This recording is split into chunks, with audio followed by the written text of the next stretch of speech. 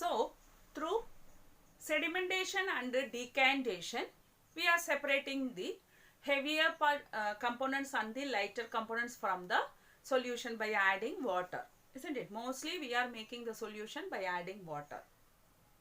But I have a doubt. Otherwise, a question I want to ask to you. We are preparing tea at least twice a day, isn't it? In that, to separate the tea leaves from the tea, are we using this sedimentation and decantation method? Can we use this method? Yes, of course. We can use this method if we left the tea aside. The tea leaves will settle down because the tea leaves is heavier than the tea particles. So it will settle down. After that we may pour the tea into another vessel. But in tea leaves itself, there will be lighter tea leaves and heavier tea leaves. Only heavier tea leaves will settle under, and the lighter teas will float on the top of the tea. It will come with the tea when we are pouring. So by using sedimentation and decantation, in these situations we can't get only the tea, isn't it? So what we will use? Normally what we are using to separate the tea leaves from the tea? Yes, we are using strainer like this, isn't it? It is called strainer. When we are pouring the tea with the tea leaves, so we will separate the tea leaves like this. See, when I prepare the tea, I separate the tea leaves by using this strainer, and I get only the tea in the another vessel. So like that, using this strainer, we are filtering out the heavier particle and let go through only the very fine particles. So this process is called filtration. What? Filtration. For filtration, we are using strainer like this. Sometimes we will use cloths, and in laboratories we will use the filter paper like this. It is not like the normal paper, ordinary paper what we are using to write.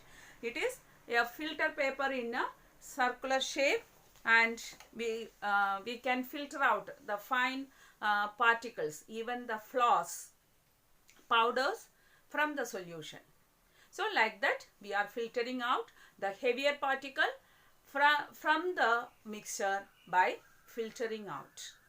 So in sedimentation, decantation and filtration also we can separate the components of the mixture.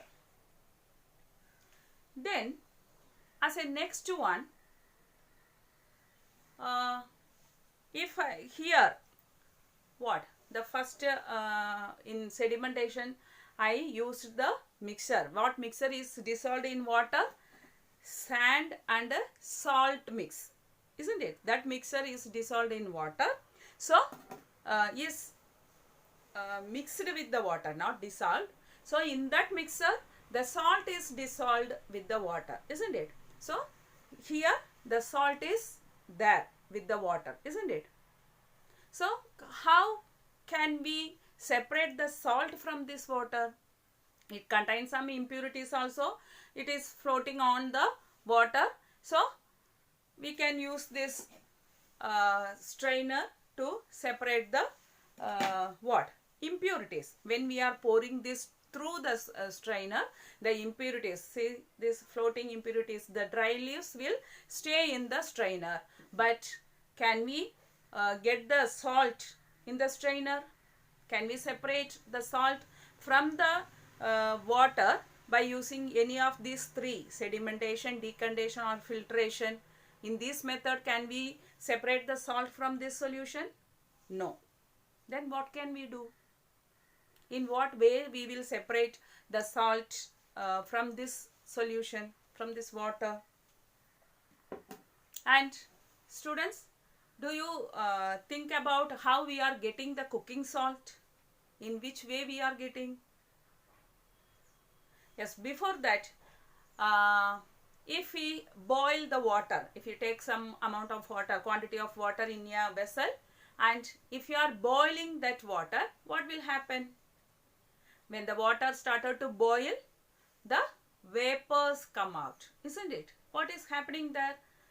When the water getting large amount of heat, it started to vapor. It started to change its states. You know, in materials, there are three kinds of states. That is what? Solid, liquid, gas, isn't it? So, water is in the state of liquid. When we are heating that, the liquid is slowly changed, like boiling and boiling, it slowly changed into gaseous state, that is vapor, isn't it? So, why I am saying this is,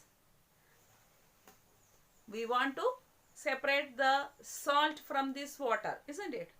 So, if we heat this water, the water will start to heat this solution, the water started to boil and become as vapor, but salt won't. Salt will remain in the same vessel. So, like that we can separate the salt from the water. So, like the same, in the salt fields, the farmers are making salt from the seawater also. We know seawater contain much amount of salt, isn't it? So, what they will do? They will allow the seawater to stand in a shallow pits. Shallow pits means the pits doesn't contain more depth. The depth will be very lesser. So, and they will expose those pits to the sunlight. Sun gives not only light and it gives heat also, isn't it? So, due to the heat of the sun, the water in the sea water started to change its state as vapor. So, after few days, all the water completely vaporized. The salt will remain on the field, and the salt farmers collected the salt. It contains more pure impurities, and they will use the methods what we discussed here, like sedimentation, decondension, like those methods, filtration, like those methods, they will purify the salt. So, by vaporizing the water, and we are separating the components in the water, on that method is called evaporation. Okay. So, in evaporation, what we are doing? We are change the state of the material from liquid to gas. So, from liquid to gas, the evaporation method is used. From liquid to gas, evaporation method is used. Is it clear, students? What is filtration? Filtration, we are filtering out the heavier particle by using the strainer or cloth or filter paper, and the very tiny small particles and the heavier particle we are separating out. In evaporation, the principle is both particles are in same size and same mass also. So, on that time, if the mixture containing two states of material, one is liquid and another one is solid. So, not solid, sorry. In the liquid, the material is dissolved. We can heat the liquid, and the liquid which can become as vapor, it will vaporize, and the another components which can't vapor, it will stay in the vessel. So, like that we will separate the components of the mixture. And when we are boiling the water, if the vessel is open one, the vapors will go into the atmospheric air, isn't it? In other hand, if you are closing the vessel, what will happen? Yes, the vapor will, when touch the lid, it will change into water droplets again, isn't it?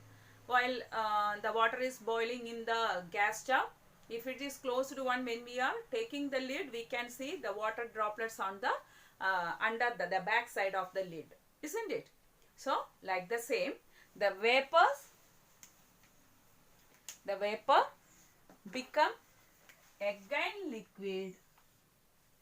That process is called condensation. What? Condensation.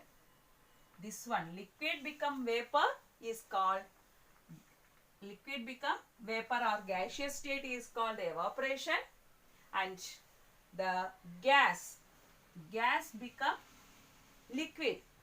That process is called condensation. Gas become liquid by cooling is called condensation. Not only gas become liquid, the liquid also become what? Solid. Can you give an example? Yes, of course, water. When we boil the water, due to evaporation, it becomes gas. And if we close the vessel with a lid, when the vapor touch the lid, it will become cool, and again it become the water droplets. By collecting those water droplets, that water, if we are cooling it again, means if you are keeping that water in the freezer, it will become as ice, solid, isn't it? So gas become liquid and liquid becomes solid. That process by cooling, that process is called condensation, and the liquid become gas by heating, that process is called evaporation. Is it clear?